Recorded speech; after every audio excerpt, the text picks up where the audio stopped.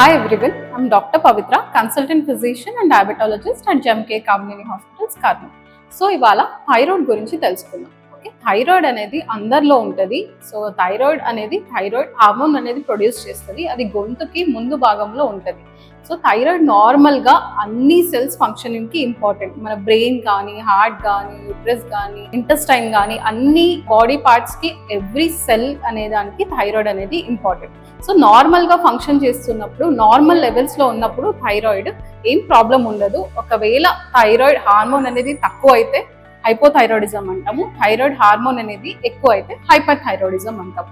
So hypothyroid symptoms ఏంటి అని ఇవాళ తెలుసుకుందాం. సో థైరాయిడ్ హార్మోన్ అనేది తక్కువ ఉన్నప్పుడు మనం హైపోథైరాయిడిజం అంటాము. హైపోథైరాయిడిజం ఉన్న వాళ్ళకి జుట్టు ఎక్కువ ఊడిపోవడం కానీ, లేదంటే స్కిన్ అనేది డ్రై అవ్వడం కానీ, లేదా వెయిట్ అనేది బాగా ఎక్కువ పెరిగిపోవడం కానీ, లేదంటే సైకిల్స్ ముందున్న రెగ్యులర్ సైకిల్స్ అనేది ఇర్రెగ్యులర్ అవ్వడం కానీ అలాంటివి, లేదంటే గుండె జబ్బులు రావడం కానీ, కాళ్ళ వాపులు రావడం కానీ, సో ఇలాంటివన్నీ సిమ్టమ్స్ వచ్చే ఛాన్సెస్ ఉంటాయి.